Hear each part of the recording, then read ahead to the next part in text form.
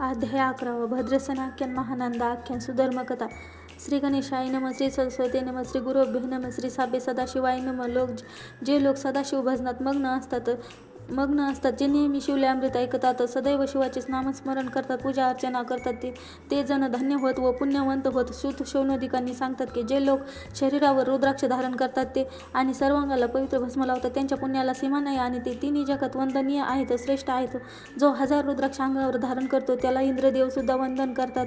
जो साक्षात शिवशंकर समजावा, त्याचे नुसते दर्शन जरी घेतले तरी मनुष्य संसार सागर तरून जातो. लक्षणाने युक्त असे 16 रुद्राक्ष दंडामध्ये बांधावे. शेंडीवर एक बांधावा, तो शिवस्वरूप होतो व त्यावरून स्नान केले ते त्रिवेणी स्नान केल्यासारखे आहे व त्रिवेणी स्नानाचे पुण्य लाभते. प्रत्येक मनगटात 12 याप्रमाणे हाते आदराने शिवाला स्मरून बांधावे. गळ्याभोवती 32 बांधावे तर मस्तकाभोवती 24 बांधावे तर प्रत्येक कानात 6 याप्रमाणे. रुद्राक्ष विशेष पुण्यकारक होय व तो मनुष्य सर्व पापातून निर्दोष होतो व 108 रुद्राक्षाची माळ सर्वदा गळ्यात असावी. एकमुखी रुद्राक्षाची पूजा केली असता विशेष भागीकार समजावे. पंचमुखी, 6मुखी, 8मुखी, 14मुखी असे रुद्राक्ष लक्ष्मी धन संपत्ती प्रदान करतात. यथाविधी पूजा मात्र केली पाहिजे. रुद्राक्ष जप केला असता सर्व मंत्र सिद्ध होतात, मात्र त्याचा नियमित जप करावा लागतो. नियमित रुद्राक्षाचे पूजन केले तर शिवार्चना केल्यासारखे आहे. रुद्राक्षाचा महिमा परमपवित्र अत्यंत लाभदायक आहे. त्याच्याविषयी मी एक कथा सांगतो. भद्रसेन सुधर्म तारक आख्यान. काश्मीर देशात एक भद्रसेन नावाचा पुण्यवंत राजा राज्य करीत होता. त्याचा प्रधान विवेकी, मोठा, चतुर आणि पंडित होता. प्रजेचे राजावर अपार प्रेम होते. राजा असावा तर असा जो लाच न घेता न्याय निपक्षपणे करीत होता व राजात धन्य होय. चांगला अमात्यही तोच हो. त्याची पत्नी सुंदर पतिव्रता आणि आवाजात माधुरी आजव असलेले मधुर भाषण करणारी होती व सर्व पुण्याईनेच अशी पत्नी मिळते व तिचा मुलगा विद्वान, भाग्यवान, गुणी होता व काही विशेष पुण्याई असल्याशिवाय या गोष्टी घडून येत नाहीत. राजा गुरु कृपावंत, ज्ञानी आणि जाणकर असा शिष्य, गुरुचा आदर करणारा, हुशार आणि चांगले सुकृत गाठी असेल तरच मिळतो. क्षमाशील, वक्ता, शास्त्रे जाणणारा, श्रोता, प्रेमळ, चतुर, सावध असा यजमान, साक्षेपी, उदार, आरोग्य संपन्न, कुलीन, संयमी, सर्वांप्रती आदर बाळगायला दिसायला नेटका मिळणे ह्याला फार पुण्याई लागते. व राजा भद्रसेन आणि प्रधान यांनी पुष्कळ वेळा अनुष्ठान केले, पण पुण्याईने दोघांनाही पहिले पुत्रच झाले. ते जन्मतः शिवभक्त होते. राजपुत्राचे नाव सुधर्म व प्रधानपुत्राचे नाव तारक असे होते व दोघेंनी शिवभक्त होते व शिवदानाची सतत ओढ असायची. ती मुले लहान असून सुद्धा सतत अतिशय प्रेमळ होती व त्यांना राग यायचा आणि ती मनाने दोघेही पूर्ण वैराग्य वृत्तीचे होते व सत्संगी त्यांना आवडत असे आणि कुसंगतीचा त्यांना तिटकारा होता. व 5व्या वर्षी दोन्ही राजकुमारांना राजवस्त्रे, अलंकार, सुंदर गजमुक्त माळा, नाना प्रकारचे आभूषणे घालीत व तेव्हा ते दोघेही मुले सर्व अलंकार व उप अलंकार काढून ठेवीत आणि ते अंगावर रुद्राक्ष भस्म धारण करून घेत व सर्वांगाला भस्म भासून घेत. त्यांनी सदैव एकांत आवडत असे व ते नेहमी शिवले अमृत ऐकत बसत. शिवसहस्रनामात म्हणत शिवाची पूजा पाहणे त्यांना नेहमी आवडत असे व राजा आणि प्रधान यांना गोष्टीचे फार आश्चर्य वाटत असे की त्यांना वस्त्रे, आभूषणे का आवडत नसावीत व सदैव शिवाचे स्मरण करणे व रुद्राक्ष भस्म धारण करणे एवढेच त्यांना आवडत असे. भस्मपासून रुद्राक्ष काढून ठेवीत व मगच ते वस्त्रे घालीत, अलंकार घालीत व नंतर ते दोघेही ती वस्त्रे ब्राह्मणांना अर्पण करून टाकीत आणि मग शिवदीक्षा घेत असत व त्यांना राजाने आणि प्रधानाने शिक्षा करून पाहिली, पण ते व्रत आपले सोडेनात. हे पाहून राजा आणि प्रधान चिंताग्रस्त झाले. हे काय करावे आता, म्हणजे हे प्रपंच सारखे वागतील याचा काय विचार करू लागले. व तेव्हा ते एक नवल घडले. राजाच्या घरी ऋषी पराशर स्वतः आले व त्यांच्याबरोबर ऋषीचा समुदाय होता. त्यांच्या चेहऱ्यावर सूर्यासारखे तेज झळकत होते. कृष्ण, दैवपाक्याचे जनक आणि त्रिकाज्ञ आणि प्रतिवृष्टी निर्माण करण्याची क्षमता असलेले वसिष्ठ ऋषींचा ते नातू होते व ऋषी पराशराने यज्ञात विघ्न आणणाऱ्या राक्षसाचा संहार केला. जशी माणसे दिवसा फिरतात तशी रात्री वारंवार राक्षस पूर्वी होते व ते यज्ञ करून त्यांचा संहार केला. जनमेजय राजाने सर्पयज्ञ केला तेव्हा ते अस्तिकेमध्ये येऊन थांबिला व पराशर ऋषीने पुलिस्थांना प्रार्थना केल्यावर मग राघव, इंद्र, ततक्ष वगैरे वाचले व ब्रह्मदेवाचा राग येऊन वसिष्ठ मुनींनी प्रतिवृष्टी निर्माण केली व तेव्हा ते आपल्या वडिलाचा कव्यार व्हावा म्हणून पराशर ऋषीने त्यांना वादविवादात हरविले. व संपूर्ण कथा या ठिकाणी सांगावी तर ग्रंथाचा विस्तार होईल म्हणून या कथेचा गाभा येथे तेवढाच नमूद केला आहे. श्रोत्यांनी हे समजून घ्यावे. असा हा तो विद्वान पराशर ऋषी. त्यांचा शुक योगींद्र हा नातू होता व भद्रसेनाचे कुलगुरू ऋषी पराशर राजे महाली आला. ते पाहून राजा आणि प्रधान धावतच त्यांच्या समोर गेले आणि साष्टांग नमस्कार घातला. अत्यंत आदराने त्यांना आणले आणि षोडोपचारे पूजा केली. तेव्हा त्यांच्या मनात अनेक गोष्टी चालल्या होत्या, पण ते सर्वांगांना वस्त्रे, आभूषणे देऊन त्यांनी यथोचित सत्कार केला. व तेव्हा राजा आणि ऋषींच्या समोर हात जोडून उभा राहिला आणि त्यांना सांगू लागला की माझा पुत्र आणि प्रधानपुत्र दोघेही रात्रंदिवस फक्त शिवाचे ध्यान करतात. त्यांना सुंदर वस्त्रे, अलंकार आवडत नाहीत. नेहमी रुद्राक्ष भस्म धारण करतात व संपूर्ण विरक्ती वृत्तीने वागतात. त्यांना कोणाशीही एक शब्द बोलत नाहीत व ऐहिक सुखावर त्यांचे मनच नाही व जरासुद्धा राजासारखे वागणे किंवा विलासी वृत्ती अजिबात नाही व हत्ती घोड्यावर फिरणे अजिबात आवडत नाही व हे पुढे राज्य कसे करणार याचे आम्हाला कोडे पडले आहे. मग त्या दोन्ही मुलांना आणून राजाने भद्रसेन गुरुसमोर उभं केले व तेव्हा पराशर ऋषी त्यांना पाहिले. मात्र त्यांच्या चेहऱ्यावर प्रसन्नता आली. सूर्यचंद्र जणू समोर आले आहे. त्याचे तेज इतकी उपमास नाही व तेव्हा शक्तिशूत पराशरस हे राजा कुमार शिवभक्त काय झाले व पूर्वजन्मीची कथा मी संपूर्ण सांगतो. पूर्वी काश्मीर देशात महापट्ट नंदीग्राम नगरात महानंद नावाची एक सौंदर्य संपन्न अशी वैश्या राहत होती. त्या गावची ती जणू राजा होती. तिच्यासारखी सुंदर नववान पृथ्वीवर दुसरी नव्हती व ती नृत्य करायला लागली की तन्मय होऊन जात असे. उगवलेले पूर्ण कृती चंद्रासारखे तेजस्वी छत्र तिच्यावर नेहमी असे रत्नांनी मडविलेले याने पुष्कळ होती व तिच्या भाग्याला सीमा नव्हती व रत्नांनी मडविलेले दंडयुक्त चांबरे तिच्यावर सदैव आरा घालण्यास होती व ते रत्नांनी मडविलेले दिव्य पादुका तिच्या पायात सदैव असत व दिव्य सुवास असलेली विचित्र वसने सोन्याने मडविलेली हिरे जडविलेले चंद्राच्या किरणासारखा शीतल प्रकाश ज्यापासून पेड तिच्या अद्भुत शय्या होती. दिव्य अलंकाराने मडविलेले आणि तिच्या अंगातून सुगंधाचा दरवळ बाहेर पडे व गाई म्हशी खिलारी घोडे गप्प बसून तिचे हत्ती घोडे तिच्याकडे पुष्कळ होते. अपार दासदासी रावत होते व घरी आई भाऊ राहत होते व तिचे गायन कानावर पडले की किन्नर कोकिळा गप्प बसून ऐकत बसत व तिच्या नृत्याचे कौशल्य पाहावे म्हणून राजे वाह वाह करून मान डोलावून दाद देत असत. तिचा भोग मिळावा म्हणून ती नित्य तिच्याकडे येत असे. ती जरी वैश्य असली तरी ती पतिव्रता होती. ज्या पुरुषाला दिवस ठरवून देते त्याचा दिवस संपल्याशिवाय इंद्र जरी वश आला तरी ती होत नसे. ती मोठी शिवभक्त होती. सर्वश्रुत होते. दानधर्म गरजूंना मदत करीत असे व भक्तियुक्त अंतकरणाने श्रावण मासात 1 कोटी शिवलिंगे करून अति आदराने त्याचे पूजन करीत असे व ते भद्रसेन राजा नीट ऐक व महानंदाने कोंबडा माकड पाळले होते. त्या गळ्यात रुद्राक्ष माळा घालून तिने कौतुकाला नाचायला शिकविले. आपल्या नृत्यघरात तिने एका सुंदर शिवलिंगाची स्थापना केली. तेव्हा ती समोर आवडीने कोंबडा माकड बांधून ठेवीत असे व ती नेहमी शिवले श्रवण करीत असे. ते दोघेही ऐकत असत.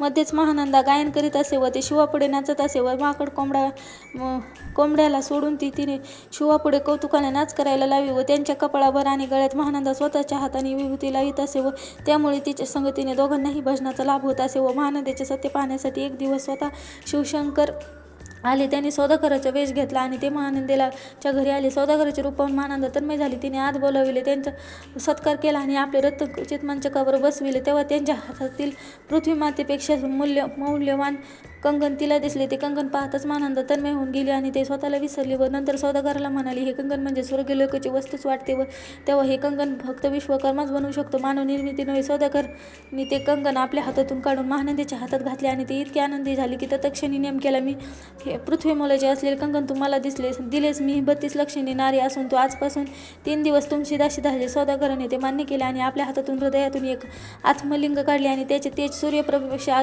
अधिक होते व तिचे वर्णन करणे अशक्यच होते. लिंगाला पाहून महानंदा अक्षरशः तन्मय होऊन गेली आणि जय जय रौद्रमळ असे म्हणून तिने ते लिंगाला नमस्कार केला आणि ती महानंदा म्हणाली, लिंगाच्या प्रभेवरून अशी कोटी कंगने ओवळून टाकावी. तर सौदागराने महानंदाच्या हाती दिले आणि ते म्हणाला, लिंग नीट सांभाळून ठेवा आणि ते लिंग ठिकाणी माझा प्राण आहे. पुढले रिक्त झाले तर मी अग्नी प्रवेश करीन. माझे व्रत फार कठीण आहे आणि महानंदाचे अवश्य म्हणून ते लिंग नृत्यघरात नेऊन ठेवले आणि ते मग दोघेही रत्नखचित मंचकावर झोप घेऊ लागले. महानंदाचे पतिव्रते पाहावे म्हणून तिची परीक्षा घेण्याची सौदागराने ठरविले. भक्ताची परीक्षा घेण्यासाठी सत्व परीक्षा घेणे उचित होई. सौदागराच्या आज्ञेवरून नृत्यशाळेत आग लावण्यात आली.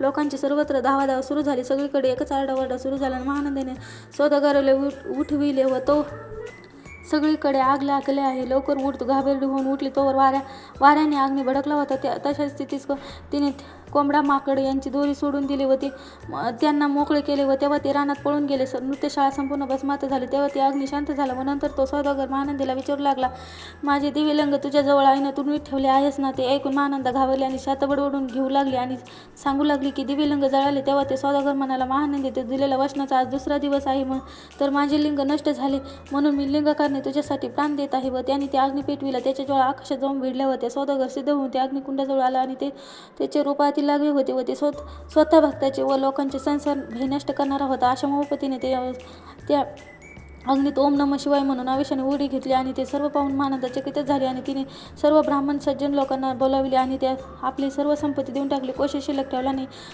घोड्यांच्या पांघातीची शाळा या सर्व संपत्तीचे स्वतःच्या घराचे महानंदीने दान करून टाकले आणि नंतर तिने मनात स्नान केले आणि मनात शिवांचे चिंतन केले. हर हर शिव शिव म्हणत असे तिने अग्नीत आवेशाने उडी घेतली. क्षितिजावर ज्याप्रमाणे सूर्याचे बिंब उगवते तसे त्या अग्नीतून साक्षात शंकर प्रकट झाला व 10 हात 5 तोंडे आणि ते डोक्यावरून चंद्राची कला धारण करणारा शंकर संकटात भक्ताचा सांभाळ करणारा होता. डोक्यावर जटांचा भार होता व तिसऱ्या डोळ्यात भयंकर अग्निज्वाळा, डोळ्यातून झुळझुळ वाहणारे पाणी व त्याचे भयंकर महायोग्यासारखे होते व ते चंद्राची एक कला त्याच्या डोक्यावर शोभत होती व त्याचा खंटवाग धारण करणारा, सर्वांगाला भस्म लावलेला, घातीचे कातडे पांघरलेला, वाघाचे कातडे नेसलेला, गळ्यात माणसांच्या कवट्यांची माळ, सर्वांगाला नागाच्या आभूषणे असा तो शंकर एकदम अग्नीतून प्रकट झाला व 10 भुजा पसरले तसे ते कंदूक वरचे वर झेलतात त्याप्रमाणे शिवाने 10 भुजांना महानंदेला झेलून घेतले व त्या आणि हृदयाशी कवटाळीत परमात्मा महानंदेला म्हणाला, अतिशय प्रसन्न झालो आहे महानंदे, वरदान माग. तेव्हा महानंद म्हणाली, माझे हे संपूर्ण नगर उदाहरण करू नका, विमानी बसवावं. माता भाऊ महानंदा विमानी बसली व दिव्य रूप होऊन नगरास निघाली. सर्वजण शिवपदी गेले. जे व्याधी नाही, तहान नाही, लवलेश नाही, मग जेथे दुजा भाव कसा असणार, विषय वासना, राग भांडणे याचं दुःख माग माणूसही नाही, तर गर्वद्वेष तरी कसे असणार, जिथले पाणी अमृतापेक्षा शाही गुणांनी गोड आहे व जेथे देववृक्षाच्या अपर्वणी आहेत, भक्तांसाठी चिंतामणी जळविला आहे, खांबा आणि भिंती असलेले घरे आहेत, हे सर्वत्र भक्तांसाठी निर्माण केले आहे. तर स्वप्नात सुद्धा शिवभक्त बोलतात ते त्यांना प्राप्त होते. शिवपद हे सर्वस्वी अविनाशी आहे. ते महानंदा पोचले अशी श्रवणीय कथा पराशर ऋषी भद्रसेन राजाला सांगत होते. ते पुढे म्हणाले, निश्चितपणे सांगतो, हे दोघे कुमार पूर्व कुकुट मरकट आहेत व हे पुढे राज्य व्यवस्थित करतील व 32 दुर्लक्षी दृष्टीचे होतील व पुष्कळांना भक्तीस लावून तुमचा उद्धार करतील. व त्यासह भद्रसेन गुरूंना लोटांगण घातले आणि राजा म्हणाला, मी धन्य झालो, असे पुत्र आम्हाला मिळाले. भद्रसेन पुढे म्हणाला, गुरुवर्य, हे राज्य किती वर्ष करतील, याचे आयुष्यमान किती आहे. गुरुराया, खरं तेच सांगा. पुष्कळ नवस करून एकच मुलगा आम्हास आहे होतो, आम्हाला अतिप्रिय आणि आवडता आहे, प्राणाहून प्रिय आहे. तुम्ही आलात स्वामी, मला समाधान वाटले. तेव्हा त्या मुलाचे आयुष्य किती व कसे ते आम्हाला सांगावं. तेव्हा ऋषी म्हणाले, मी सत्य तेच सांगेन, तुम्हाला ऐकल्यावर दुःख वाटेल, सर्व सभा शोकसागरात बुडून जाईल. नेहमी खरे तेच बोलावे, नाहीतर मूर्खपणा ठरेल. तुम्हाला ती गोष्ट विषाहून जहरी वाटेल. व भद्रसेन गुरुरायाला म्हणाला, खरं बोलण्यास अनुमान करू नये. तेव्हा ती पराशर ऋषी म्हणाले, हे राजा, तुझ्या मुलाला आज 12 वर्ष पूर्ण झाले. आजपासून 7व्या दिवशी तुझा हा पुत्र ह्याच दिवशी मरण पावेल. हे ऐकून राजा मूर्छित होऊन जमिनीवर पडला.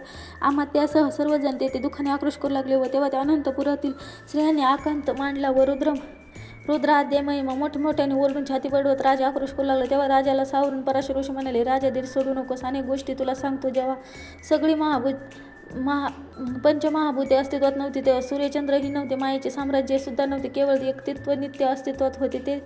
ते होते व तेथून एक अहंकारूपी जागृती निर्माण झाली. अणूंचा संचार झाला. मीच हे ब्रह्म आहे. अ उ म ओम तेज ध्वनी हे माया सत्य जन्माला आले व त्याच्यापासून महत्त्व निर्माण झाले व नंतर शिवाच्या इच्छेने त्रिविध अहंकार निर्माण झाले. सत्वांशाचे पिवळा पितांबर धारण करणारा विश्व उत्पन्न झाला. रजांशाने सृष्टीकर्ता ब्रह्मदेव निर्माण झाला व तमोंशाने सर्वस्थित्यंत करिता परिपूर्ण रुद्र निर्माण झाला. तेव्हा तो रुद्र ब्रह्मदेवाला म्हणाला, सृष्टी निर्माण कर. तेव्हा ब्रह्मदेव रुद्राला म्हणाले, त्याचे ज्ञान नाही. व तेव्हा ते रुद्राने ब्रह्मदेवाला 4 वेदांचा उपदेश केला. तेव्हा 4 वेदांचे सार म्हणजे परमपावन रुद्र आदी आहे. त्यापेक्षा श्रेष्ठ असे ज्ञान त्रिभुवनात कोठेही नाही व जपून ठेव किंवा त्यापेक्षा थोर असे दुसरे साधन नाही. व रुद्राज्य म्हणजे साक्षात शिवशंकर असे शिवशंकर स्वतः सांगतात.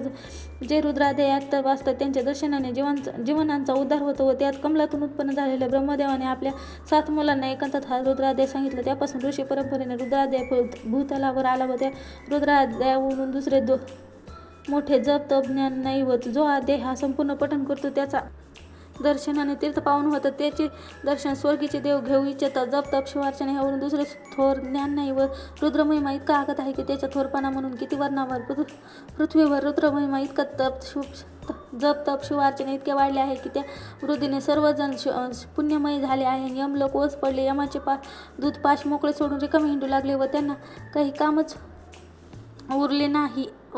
व मग त्याने यमाने ब्रह्मदेवाला विनंती केली की अभक्ती नावाची महाभयंकर क्रूर निर्माण केली व कृत्य वागीर लोकांना लक्ष करून तिच्या हृदयात संचार केला व त्यामुळे लोकांमध्ये भयंकर द्वेषवृत्ती निर्माण झाली आणि त्यांच्यात शिवाचा द्वेष करावा असे वाटू लागले. तेव्हा ते तसे करता यमलोकात गेले आणि महानरकात कितपत पडले. यमदूतांना सांगू लागला, शिवाचा द्वेष करता त्यांच्याबद्दल पापी विचार बोलता त्यांना अल्पायुष्य समजावे. त्यांची नाना प्रकारे चाचणी घ्या. शिव मोठा, विष्णू लहान, हरी चांगला, हर वाईट. जे विष्णूला म्हणतात आणि शिवाला म्हणतात, त्यांना धरून आणा आणि नरकात घाला. ज्याला रुद्र आदी आवडणार नाही त्याला कुंभी पाकात घाला. ज्याला रुद्र अनुष्ठान केल्याने आयुष्य वृद्धिगत होते हे खरे आहे व यासाठी म्हणून भद्रसेन राजा विचारी हो आणि 10,000 आवर्तने शिवलिंगावर रुद्राभिषेकाची अखंड धार धर. तुझ्या मुलाचे मरण चुकेल व किंवा 100 घटांची स्थापना करून ते दिव्य वृक्षांची पाने आणून रुद्राक्षांची पाणी मंत्रून पुत्रावर अभिषेक सिंचन कर.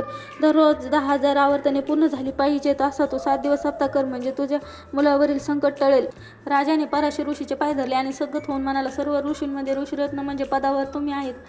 पराशर ऋषी, तू त्यातला एक मुख्य नायक आहे. काळ, मृत्यू, भयशोक यापासूनच गुरु रक्षण करतो व आपण रुद्रावर्तनाचे आचरण करावे. आपल्या सोयी जे ब्राह्मण आहेत त्यांना घ्या, आणखी लागले तर मी लगेच बोलावून आणतो. मग राजाने 1000 ब्राह्मणांना आमंत्रण दिले आणि त्यांची रुद्रानुष्ठानाची पूर्ण भक्ती होती. न्यास ध्यान इत्यादी गुरुकडून शिकून आले होते व ज्या परत परसे कसपटा समान होते व त्याचे श्रेष्ठ विरक्ती होते. सुशील आणि चरित्र संपन्न जे दुष्टांची कामे करत असत व त्यांचे पुढे जाणार नाही असे सिद्धकोटीचे होते किंवा साक्षात शंकराला पुढे आणून उभा करण्याची क्षेत्र श्रेष्ठता त्यांच्या हाती होती व हे ब्राह्मण बोलाविले. असे सर्व गुण संपन्न ब्राह्मणासह तो व्यासपिता पराशर ऋषी रुद्र जपासाठी तयार झाला व 1000 घट मांडून त्या मंत्रयुक्त स्थापना केली व त्यात स्वर्गगंगेचे पाणी काठोकाठ भरून आंब्याच्या झाडाची पाने. दिव्य अनुष्ठान सुरू झाल्यासारखे वाटले. शास्त्राप्रमाणे 7 दिवस पूर्ण झाले. 7व्या दिवशी मध्यरात्री चंडास यमदूत मृत्यूच्या वेळ येताच तो बाळ मूर्छित होऊन जमिनीवर पडला व ते 1 मुहूर्तापर्यंत त्यांनी कोणतीही हालचाल केली नाही व तेव्हा ते राजा अतिशय घाबरला.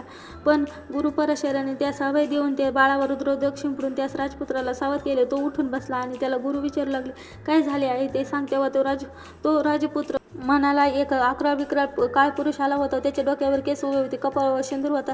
त्याच्या विशाल दाढा तोंडाबाहेर पडल्या होत्या व त्याचे डोळे अग्नीसारखे लाल भडक होते व ते मला घेऊन जात असताना 4 पुरुष तात्काळ धावून आले व 5 मुखे असणारा 10 भुजे असणारा शंकरासारखे दिसत होते. सूर्यासारखे तेजस्वी होते व तेजाने दूरपर्यंत अंगार नष्ट झाला होता व त्या अंगावर भस्म, कमरेला व्याजांबर होते व त्या हाताची शस्त्रे होती व ते महाराज आले आणि मला यमपाशनाचे बंधन तोडून मुक्त केले व काळपुरुष करून महाराज मारे घेऊन निघून गेले.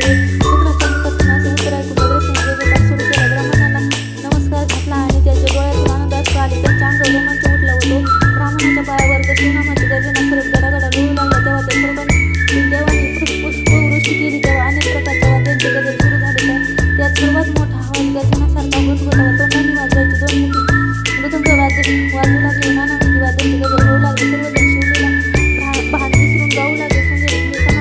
अशा परवाजी वाजू लागली. सैन्यांच्या भिरी होऊ लागले व त्याचा आवाज गगनात मावेनासा झाला. असं म्हणत राजाने विधियुक्त होम केला व सगळं सैन्य रांगोळी वगैरे काढून ब्राह्मणाला जीव घातले. अहंकार वस्तू आणून त्यांनी ब्राह्मणांना अर्पण केले. दक्षिणेसाठी राजाने राजकोष मुक्त केले व मनाला पाहिजे तेवढे धन भरून यावं. मागे पुढे पाहू नका याचे कासावर तृप्त केले व पुरेपुरे म्हणत सर्व जण गेले व धनाचा भार सेना म्हणून मार्गातच टाकू लागले व राजाला मंत्र अक्षता देऊन तो मुलगा विजयी हो असं सर्वत्र आनंद असताना एक अद्भुत घडले. सुगंध वनात जसा ऋतू आला किंवा काठी क्षेत्रामध्ये गंगा आली. दुर्दैवी चिंतामणी सापडावा क्रूरा भुकेने व्याकुळ झाल्यापुढे खिरीचे भांडे आपोआप यावे. तसेच कमलातून उत्पन्न झालेल्या ब्रह्मदेवाचा पुत्र नारद मुनी त्यावेळी आला व वाल्मिकी ध्रुव पुत्र नारद मुनी त्यावेळी आला व त्याचं 64 कलेत प्रवीण आहे व 14 विद्या म्हणजे हाताचा आहे. ज्याचे रूप पाहिले की वाटते की दुसरा नारायण आहे व ब्रह्मदेवाने स्तुती मोडून ते परत निर्माण करण्याचे सामर्थ्य असलेले गवळण्याने पाहिले. शुक्रासारखे दंडित करणारा तो नारद त्या क्षणी तेथे आला व जन्मपुत्रातून मूर्तिमंतावरून बाहेर पडला आहे. असे वाटे की लक्ष्मीनागारी घाली व पद्यमुगाने एकदम समोर उभा राहिला वाटे.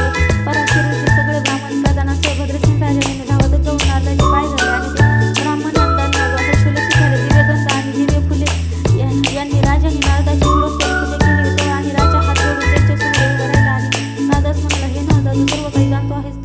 तुझे त्रिभुवनात ब्राह्मण असते व तू काहीच अपूर्व पाहिले असशील तर सांग. नारद म्हणाले, मार्गातून येताना मी 4 शिवदूत पाहिले व त्यांना 10 हात आणि 5 तोंडे होते व त्यांनी यमदूतांना बांधून नेले व तुझ्या पुत्राचे मरण चुकले. रुद्रानुष्ठान केल्याने त्यास तुझ्या पुत्राच्या रक्षणासाठी. त्यावेळी ते शिवाचा मुख्य गण जो वीरभद्र त्याला पाठविले. मग ते पाहून शिवदूताला काय विचारू लागला तेव्हा ते ऐका, तू कुणाच्या आज्ञेवरून भद्रसेन नंदाला घेऊन आला आहेस व ते निश्चितपणे 10,000 वर्ष आयुष्य आहे व सार्वभौम राजा होईल व रुद्रमहिमा ठाऊक असताना तू शिवमर्यादा ओलांडून कसा काय घेऊन आला आहेस.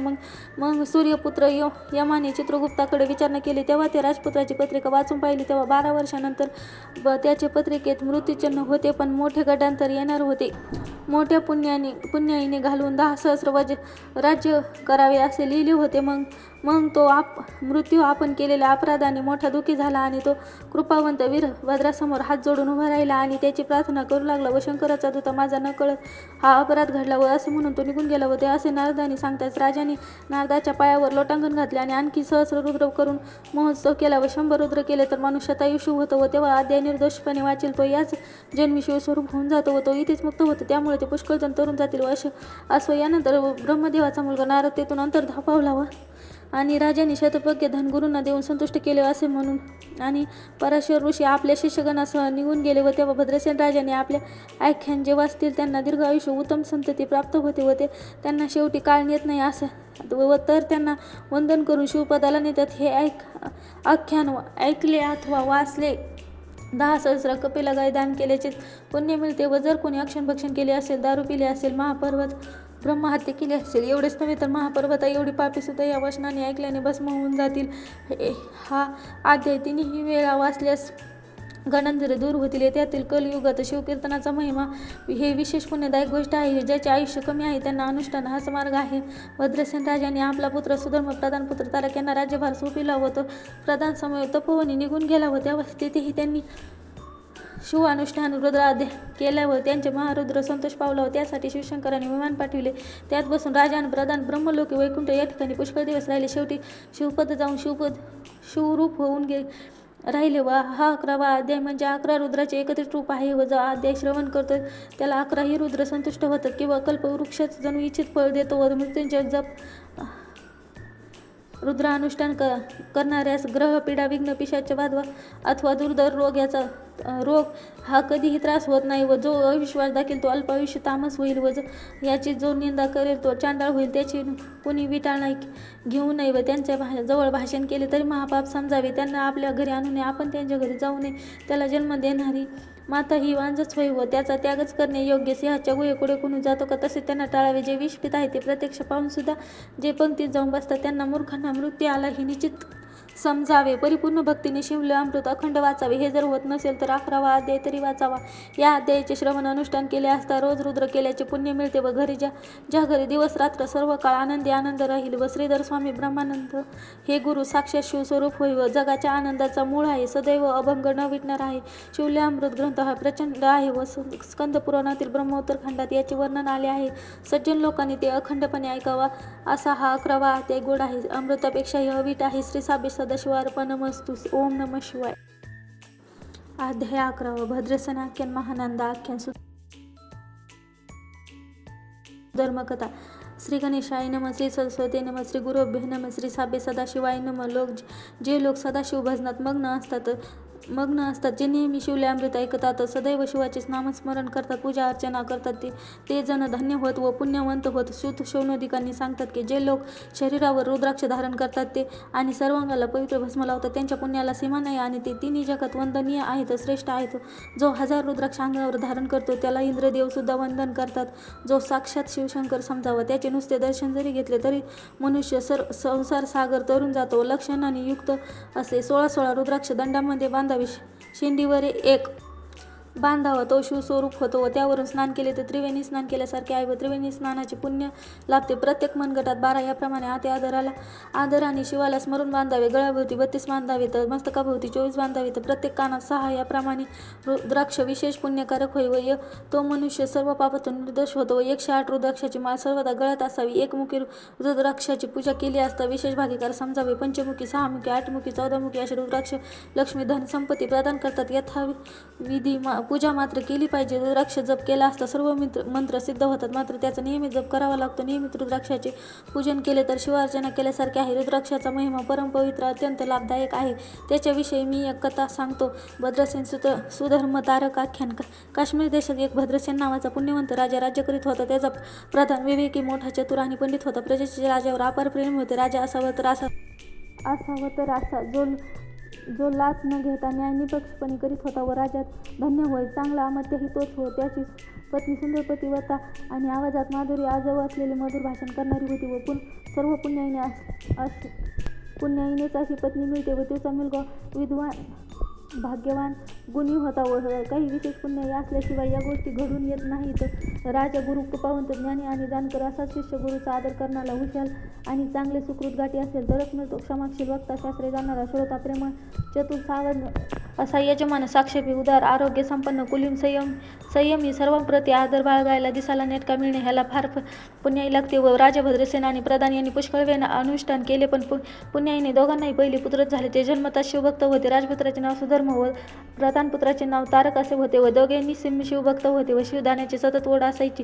ती मुले लहान असून सुद्धा सतत अतिशय प्रेमळ होती व त्यांना राग यायचा आणि ती मनाने दोघेही पूर्ण वैराग्य वृत्तीचे होते व सत्संगी त्यांना आवडत असे आणि कुसंगीतीचा त्यांना तिटकारा होता. व 5व्या वर्षी दोन्ही राजकुमारांना राजवस्त्रे, अलंकार, सुंदर गजमुक्त माळा, नाना प्रकारचे आभूषणे घालीत व तेव्हा ते दोघेही मुले सर्व अलंकार व उप अलंकार काढून ठेवीत आणि ते अंगावर रुद्राक्ष भस्म धारण करून घेत व सर्व अंगाला भस्म भासून घेत. त्यांनी सदैव एकांत आवडत असे व ते नेहमी शिवले अमृत ऐकत बसत. शिवसहस्रनामात म्हणत शिवाची पूजा पाहणे त्यांना नेहमी आवडत असे व राजा आणि प्रधान यांना गोष्टीचे फार आश्चर्य वाटत असे की त्यांना वस्त्रे, आभूषणे का आवडत नसावीत व सदैव शिवाचे स्मरण करणे व रुद्राक्ष भस्म धारण करणे एवढेच त्यांना आवडत असे. भस्मपासून रुद्राक्ष काढून ठेवीत व मगच ते वस्त्रे घालीत, अलंकार घालीत व नंतर ते दोघेही ती वस्त्रे ब्राह्मणांना अर्पण करून टाकीत आणि मग शिव दीक्षा घेत असत व त्यांना राजाने आणि प्रधानाने शिक्षा करून पाहिली, पण ते व्रत आपले सोडीनात. हे पाहून राजा आणि प्रधान चिंताग्रस्त झाले. हे काय करावे आता, म्हणजे हे प्रपंच सारखे वागतील याचा काय विचार करू लागले. व तेव्हा ते एक नवल घडले. राजाच्या घरी ऋषी पराशर स्वतः आले व त्यांच्याबरोबर ऋषीचा समुदाय होता. त्यांच्या चेहऱ्यावर सूर्यासारखे तेज झळकत होते. कृष्ण, दैवपाक्याचे जनक आणि त्रिकाज्ञ आणि प्रतिवृष्टी निर्माण करण्याची क्षमता असलेले वसिष्ठ ऋषींचा ते नातू होते व ऋषी पराशराने यज्ञात विघ्न आणणाऱ्या राक्षसाचा संहार केला. जशी माणसे दिवसा फिरतात तशी रात्री वारंवार राक्षस पूर्वी होते व ते यज्ञ करून त्यांचा संहार केला. जनमेजय राजाने सर्पयज्ञ केला. तेव्हा ते अस्तिकेमध्ये येऊन थांबिला व पराशर ऋषीने पुलिस्थांना प्रार्थना केल्यावर मग राघव, इंद्र, ततक्ष वगैरे वाचले व ब्रह्मदेवाचा राग येऊन वसिष्ठ मुनींनी प्रतिष्ठी निर्माण केली व तेव्हा त्या आपल्या वडिलाचा कव्यार व्हावा म्हणून पराशर ऋषीने त्यांना वादविवादात हरविले व संपूर्ण कथा या ठिकाणी सांगावी तर ग्रंथाचा विस्तार होईल, म्हणून या कथेचा गाभा येथे तेवढाच नमूद केला आहे. श्रोत्यांनी हे समजून घ्यावे. असा हा तो विद्वान पराशर ऋषी. त्यांचा शुक योगींद्र हा नातू होता व भद्रसेनाचे कुलगुरू ऋषी पराशर राजे महाली आला. ते पाहून राजा आणि प्रधान धावतच त्यांच्या समोर गेले आणि साष्टांग नमस्कार घातला. अत्यंत आदराने त्यांना आणले आणि षोडोपचारे पूजा केली. तेव्हा त्यांच्या मनात अनेक गोष्टी चालल्या होत्या, पण ते सर्वांना वस्त्रे, आभूषणे देऊन त्यांनी सत्कार केला व तेव्हा राजा आणि ऋषींच्या समोर हात जोडून उभा राहिला आणि त्यांना सांगू लागला की माझा पुत्र आणि प्रधानपुत्र दोघेही रात्रंदिवस फक्त शिवाचे ध्यान करतात. त्यांना सुंदर वस्त्रे, अलंकार आवडत नाहीत. नेहमी रुद्राक्ष भस्म धारण करतात व संपूर्ण वृत्तीने वागतात. त्यांना कोणाशीही एकही शब्द बोलत नाहीत व ऐहिक सुखावर त्यांचे मनच नाही व जरासुद्धा राजासारखे वागणे किंवा विलासी वृत्ती अजिबात नाही व हत्ती घोड्यावर फिरणे अजिबात आवडत नाही व हे पुढे राज्य कसे करणार याचे आम्हाला कोडे पडले आहे. मग त्या दोन्ही मुलांना आणून राजाने भद्रसेन गुरुसमोर उभं केले व तेव्हा पराशर ऋषी त्यांना पाहिले, मात्र त्यांच्या चेहऱ्यावर प्रसन्नता आली. सूर्यचंद्र जणू समोर आले आहेत. त्याचे तेज इतकी उपमास नाही व तेव्हा शक्तिशूत पराशरास हे राजा कुमार शिवभक्त काय झाले व पूर्वजन्मीची कथा मी संपूर्ण सांगतो. पूर्वी काश्मीर देशात महापट्टण नंदीग्राम नगरात महानंद नावाची एक सौंदर्य संपन्न अशी वैश्या राहत होती. त्या गावची ती जणू राजा होती. तिच्यासारखी सुंदर नववान पृथ्वीवर दुसरी नव्हती व ती नृत्य करायला लागली की तन्मय होऊन जात असे. उगवलेले पूर्ण कृती चंद्रासारखे तेजस्वी छत्र तिच्यावर नेहमी असे रत्नांनी मडविलेले याने पुष्कळ होती व तिच्या भाग्याला सीमा नव्हती व रत्नांनी मडविलेले दंडयुक्त चांबरे तिच्यावर सदैव आरा घालण्यास होती व ते रत्नांनी मडविलेले दिव्य पादुका तिच्या पायात सदैव असत व दिव्य सुवास असलेली विचित्र वसने, सोन्याने मडविलेले हिरे जडविलेले, चंद्राच्या किरणासारखा शीतल प्रकाश ज्यापासून पेड तिच्या अद्भुत शय्या होती. दिव्य अलंकाराने मडविलेले आणि तिच्या अंगातून सुगंधाचा दरवळ बाहेर पडे व गाई, म्हशी, खिलारी, घोडे गप्प बसून तिचे हत्ती घोडे तिच्याकडे पुष्कळ होते. अपार दासदासी राबत होते व घरी आई भाऊ राहत होते व तिचे गायन कानावर पडले की किन्नर कोकिळा गप्प बसून ऐकत बसत व तिच्या नृत्याचे कौशल्य पाहावे म्हणून राजे वाह वाह करून मांडव लावून दाद देत असत. तिचा भोग मिळावा म्हणून ती नित्य तिच्याकडे येत असे. ती जरी वैश्य असली तरी ती पतिव्रता होती. ज्या पुरुषाला दिवस ठरवून देते त्याचा दिवस संपल्याशिवाय इंद्र जरी वश आला तरी ती होत नसे. ती मोठी शिवभक्त होती. सर्वश्रुत होते. दानधर्म गरजूंना मदत करीत असे व भक्तियुक्त अंतकरणाने श्रावण मासात 1 कोटी शिवलिंगे करून अति आदराने त्याचे पूजन करीत असे व ते भद्रसेन राजा नीटाईक व महानंदाने कोंबडा माकड पाळले होते. त्या गळ्यात रुद्राक्ष माळा घालून तिने कौतुकाला नाचायला शिकविले. आपल्या नृत्यघरात तिने एका सुंदर शिवलिंगाची स्थापना केली. तेव्हा ती समोर आवडीने कोंबडा माकड बांधून ठेवीत असे व ती नेहमी शिवल्यामृत श्रवण करीत असे. ते दोघेही ऐकत असत. मध्येच महानंदा गायन करीत असे व ते शिवापुढे नाचत असे व माकड कोंबड्याला सोडून तिने शिवापुढे कौतुकाने नाच करायला लावी व त्यांच्या कपाळावर आणि गळ्यात महानंदा स्वतःच्या हाताने विभूती लावित असे व त्यामुळे तिच्या संगतीने दोघांनाही भजनाचा लाभ होत असे. व महानंदाचे सत्य पाहण्यासाठी एक दिवस स्वतः शिवशंकर आले. त्यांनी सौदागराचा वेश घेतला आणि ते महानंदेच्या घरी आले. सौदागराचे रूप पाहून महानंदा तन्मय झाली. तिने आत बोलाविले, त्यांचा सत्कार केला आणि आपले रत्न चितमंचकावर बसविले. तेव्हा त्यांच्या हातातील पृथ्वी मातेपेक्षा मौल्यवान कंगन तिला दिसले. ते कंगन पाहताच महानंदा तन्मय होऊन गेली आणि ते स्वतःला विसरली व नंतर सौदागराला म्हणाली, हे कंगन म्हणजे स्वर्गलोकाची वस्तूच वाटते व तेव्हा हे कंगन फक्त विश्वकर्माच बनवू शकतो, मानव निर्मिती नव्हे. सौदागरने ते कंगन आपल्या हातातून काढून महानंदेच्या हातात घातले आणि ती इतकी आनंदी झाली की तत्क्षणी नेम केला, मी हे पृथ्वी मोलाचे असलेले कंगन तुम्हाला दिलेस. मी 32 लक्षणी नारी असून तो आजपासून 3 दिवस तुमची दासी झाले. सौदागराने ते मान्य केले आणि आपल्या हातातून हृदयातून एक आत्मलिंग काढले आणि त्याचे तेज सूर्यप्रभेपेक्षा अधिक होते व तिचे वर्णन करणे अशक्यच होते. लिंगाला पाहून महानंदा अक्षरस्तन्मय होऊन गेली आणि जय जय रौद्रिमळ असे म्हणून तिने ते लिंगाला नमस्कार केला आणि ती महानंदा म्हणाली, लिंगाच्या प्रभेवरून अशी कोटी कंगणे ओवळून टाकावी. तर सौदागराने महानंदाच्या हाती दिले आणि ते म्हणाला, लिंग नीट सांभाळून ठेवा आणि ते लिंगा ठिकाणी माझा प्राण आहे. पुढले रिक्त झाले तर मी अग्नी प्रवेश करीन. माझे व्रत फार कठीण आहे आणि महानंदाचे अवश्य म्हणून ते लिंग नृत्यकारात नेऊन ठेवले आणि ते मग दोघेही रत्नखचित मंचकावर झोप घेऊ लागले. महानंदाचे पातिव्रत्य पाहावे म्हणून तिची परीक्षा घेण्याची सौदागराने ठरविले. भक्ताची परीक्षा घेण्यासाठी सत्व परीक्षा घेणे उचित होई. सौदागराच्या आज्ञेवरून नृत्यशाळेत आग लावण्यात आली.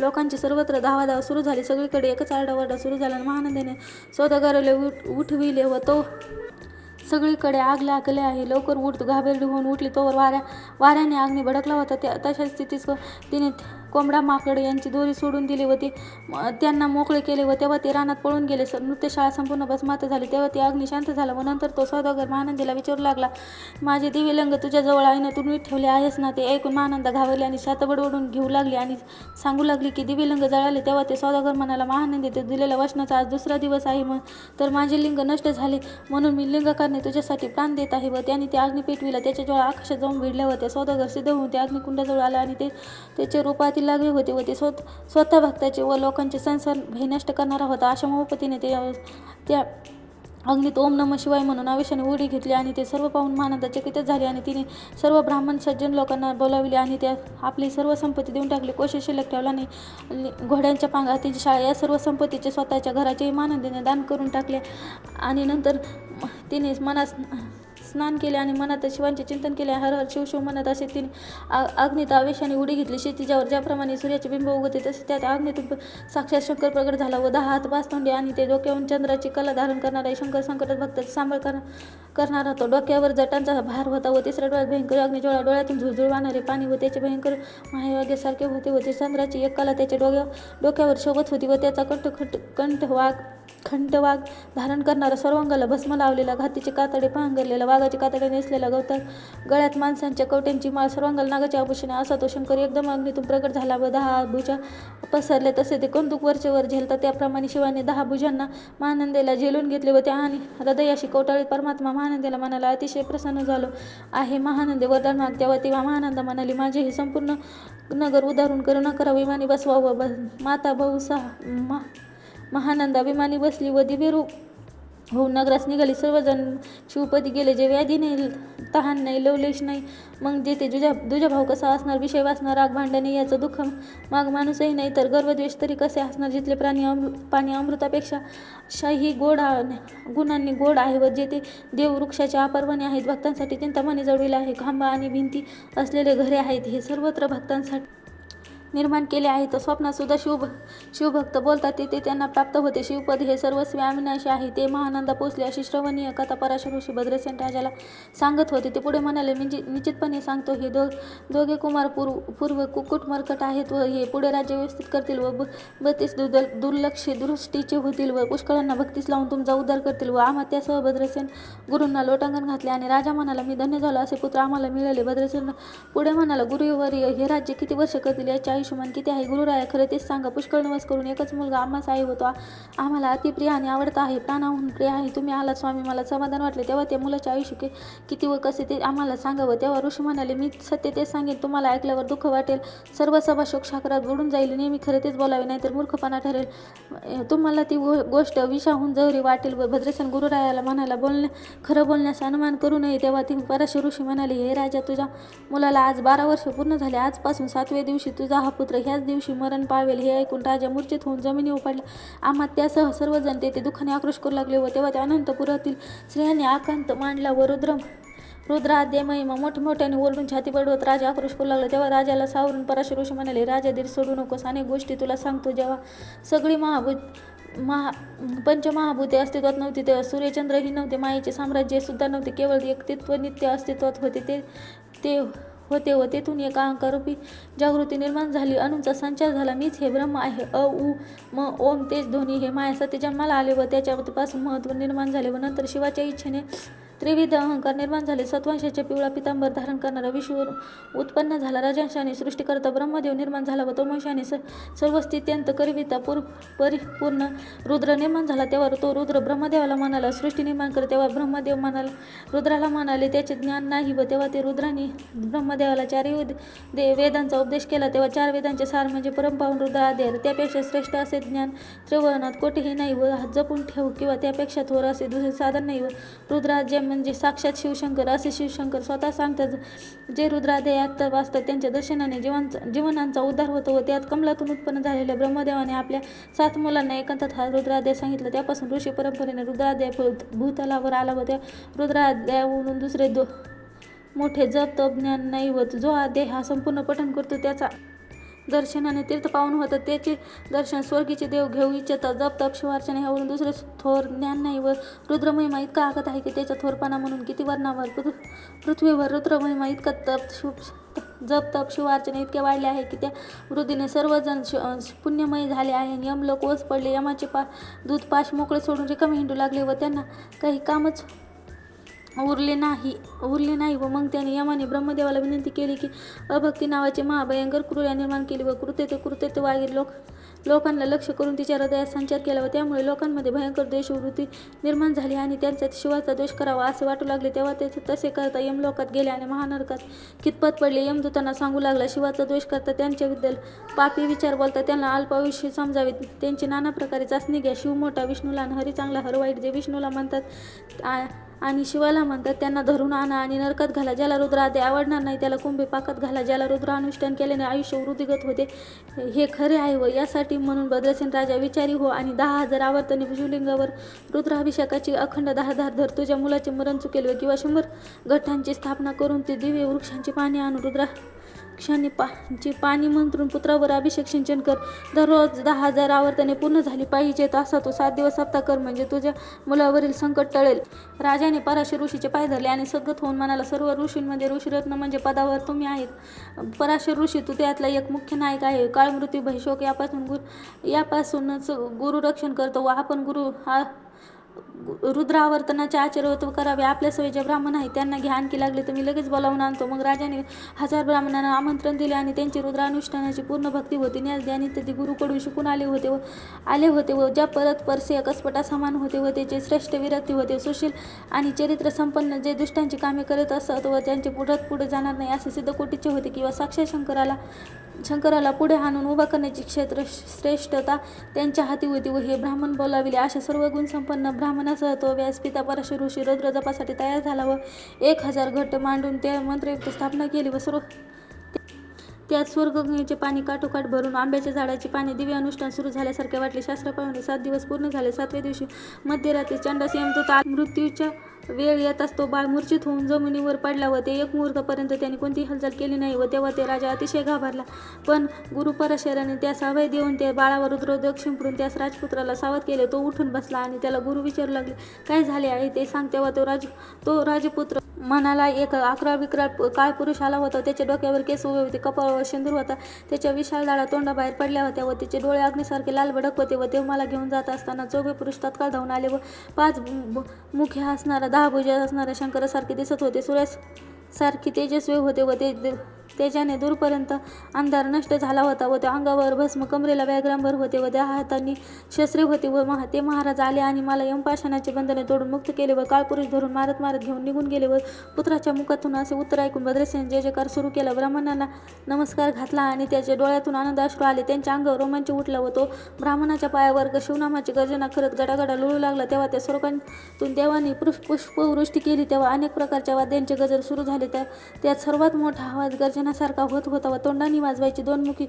मृदंग वाद्य वाजू लागली व नानाविधी वाद्यांचे गजर होऊ लागले. सर्वजण शिवलीला भान विसरून गाऊ लागले. शुंगे भुंगे कनाळ सनई असे अपार वाद्य वाजू लागले. चंदनाच्या भिरी होऊ लागल्या व त्याचा आवाज गगनात मावेनासा झाला. असो नंतर राजाने विधियुक्त होम केला व षड्रस अन्न रांगोळ्या वगैरे काढून ब्राह्मणाला जेवू घातले. अलंकार दिवे वस्त्रे आणून त्यांनी ब्राह्मणांना अर्पण केले. दक्षिणेसाठी राजाने राज्यकोष मुक्त केले व त्या मनाला पाहिजे तेवढे धन भरून न्यावं, मागे पुढे पाहू नका याचकासह तृप्त केले व ते पुरेपुरे म्हणत सर्वजण गेले व धनाचा भार सोसेना म्हणून मार्गातच टाकू लागले. व राजाला मंत्र अक्षता देऊन तो मुलगा विजयी हो असा सर्वत्र आनंद असताना एक अद्भुत घडले. व सुगंध वनात जसा ऋतू आला किंवा काशी क्षेत्रामध्ये गंगा आली. दुर्दैवी माणसाचा चिंतामणी सापडावा या भुकेने व्याकुळ झाल्यापुढे खिरीचे भांडे आपोआप यावे. तसे तो कमलातून उत्पन्न झालेल्या ब्रह्मदेवाचा पुत्र नारद मुनी त्यावेळी आला व वाल्मिकी व्यास ध्रुव पुत्र नारद मुनी त्यावेळी आला व यात जो 64 कलेत प्रवीण आहे व 14 विद्या म्हणजे हाताचा आहे, ज्याचे रूप पाहिले की वाटते की दुसरा नारायण आहे व ते ब्रह्मदेवानी सृष्टी मोडून ते परत निर्माण करण्याचे सामर्थ्य असलेल्या डोळ्यांनी अनन्य पाहिले की शुक्रासारख्यांना दंडित करणारा तो नारद त्या क्षणी तेथे आला व जणू कुंडातून मूर्तिमंत अग्नी बाहेर पडला आहे असे वाटे की गार्हपत्य अहवानी एकदम समोर उभा राहिला वाटे. व पराशर ऋषी सगळे ब्राह्मण प्रधानासह भद्रसेन राजा यांनी धावतच जाऊन नारदाचे पाय धरले आणि ते ब्राह्मणांना हर्षोल्लसित झाले. दिव्य गंध आणि दिव्य फुले यांनी राजाने नारदाची षोडोपचारी पूजा केली. तेव्हा आणि राजा हात जोडून त्यांच्यासमोर उभा राहिला आणि नारदास म्हणाला, हे नारदा, तू सर्व काही जाणतो आहेस.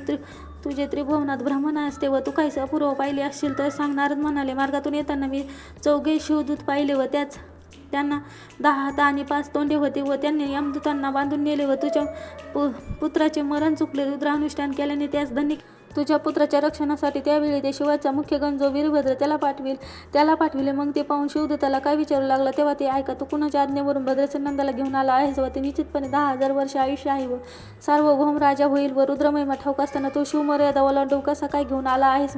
मग सूर्यपुत्र यमाने चित्रगुप्ताकडे विचारणा केली. तेव्हा ते राजपुत्राची पत्रिका वाचून पाहिली. तेव्हा 12 वर्षानंतर त्याचे पत्रिकेत मृत्यूचिन्ह होते पण मोठे गड्यांतर येणार होते. मोठ्या पुण्याईने घालून 10 सहस्र राज्य करावे असे लिहिले होते. मग तो मृत्यू आपण केलेल्या अपराधाने मोठा दुःखी झाला आणि तो कृपावंत वीरभद्रासमोर हात जोडून उभा राहिला आणि त्याची प्रार्थना करू लागला. व शंकराचा दूत माझा न कळत हा अपराध घडला व असे म्हणून तो निघून गेला. व ते असे नारदांनी सांगताच राजाने नारदाच्या पायावर लोटांगण घातले आणि आणखी सहस्र रुद्र करून महोत्सव केला व 100 रुद्र केले तर मनुष्यात आयुष्य होतं व तेव्हा अद्या निर्दोषपणे वाचेल तो याच जन्मी शिवस्वरूप होऊन जातो व तो इथेच मुक्त होतो. त्यामुळे ते पुष्कळजण तरुण जातील व असो. यानंतर ब्रह्मदेवाचा मुलगा नारद तेथून अंतर्धाव पावला व आणि राजाने शतपक्य धन गुरूंना देऊन संतुष्ट केले असे म्हणून आणि पराशर ऋषी आपल्या शिष्यगणासह निघून गेले. व तेव्हा भद्रसेन राजाने आपल्या आख्यान जे वाचतील त्यांना दीर्घ आयुष्य उत्तम संतती प्राप्त होते व ते त्यांना शेवटी काळ नेत नाही असे व तर त्यांना वंदन करून शिवपदाला नेतात. हे आख्यान ऐकले अथवा वाचले 10 सहस्र कपिला गाय दान केल्याचे पुण्य मिळते. व जर कोणी भक्षण केले असेल, दारू पिले असेल, महापर्वत ब्रह्महत्या केली असेल, एवढेच नव्हे तर महापर्वता एवढी पापी सुद्धा या वचनाने ऐकल्याने भस्म होऊन जातील. हा अध्याय 3ही वेळा वाचल्यास गणांतरे दूर होतील. त्यातील कलयुगात शिवकीर्तनाचा महिमा हे विशेष पुण्यदायक गोष्ट आहे. ज्याचे आयुष्य कमी आहे त्यांना अनुष्ठान हाच मार्ग आहे. भद्रसेन राजाने आपला पुत्र सुधर्म प्रधान पुत्र तारक यांना राज्यभार सोपिला व तो प्रधान समय तपोवनी निघून गेला व तेव्हा तेथेही त्यांनी शिवानुष्ठान रुद्राध्याय केला व त्यांचे महारुद्र संतोष पावला व त्यासाठी शिवशंकराने विमान पाठविले. त्यात बसून राजान प्रधान ब्रह्मलोकी वैकुंठ या ठिकाणी पुष्कळ दिवस राहिले. शेवटी शिवपद जाऊन शिवरूप होऊन राहिले व हा 11वा अध्याय म्हणजे 11 रुद्राचे एकत्रित रूप आहे व जो अध्याय श्रवण करतोय त्याला 11ही रुद्र संतुष्ट होतात किंवा कल्पवृक्षच जणू इच्छित फळ देतो व मृत्यूंजय जप रुद्रानुष्ठान करणाऱ्यास ग्रह पीडा विघ्न पिशाच बाधा अथवा दुर्धर रोग हा कधीही त्रास होत नाही व जो अविश्वास दाखील तो अल्पायुष्य तामस होईल व याची जो निंदा करेल तो चांडाळ होईल. त्याची कोणी विटाळ नाही घेऊ नये व त्यांच्या जवळ भाषण केले तरी महापाप समजावे. त्यांना आपल्या घरी आणू नये. आपण त्यांच्या घरी जाऊ नये. त्याला जन्म देणारी माता ही वांजच होई व त्याचा त्यागच करणे योग्य. सिंहाच्या गुहेपुढे कोणी जातो का तसे त्यांना टाळावे. जे विष पित आहे ते प्रत्यक्ष पाहून सुद्धा जे पंक्तीत जाऊन बसतात त्यांना मूर्खांना मृत्यू आला ही निश्चित समजावे. परिपूर्ण भक्तीने शिवले अमृत अखंड वाचावे. हे जर होत नसेल तर 11वा अध्याय तरी वाचावा. या अध्यायाचे श्रवण अनुष्ठान केले असता रोज रुद्र केल्याचे पुण्य मिळते व घरी ज्या घरी दिवस रात्र सर्व काळ आनंदी आनंद राहील. व श्रीधर स्वामी ब्रह्मानंद हे गुरु साक्षात शिवस्वरूप होई व जगाच्या आनंदाचा मूळ आहे. सदैव अभंग न विटणार आहे. शिवले अमृत ग्रंथ हा प्रचंड आहे व स्कंद पुराणातील ब्रह्मोत्तर खंडात याचे वर्णन आले आहे. सज्जन लोकांनी ते अखंडपणे ऐकावा असा हा 11वा अध्याय गोड आहे. अमृतापेक्षाही अवीट आहे. श्री साबे सदाशिवार्पणमस्तु. ओम नमः शिवाय.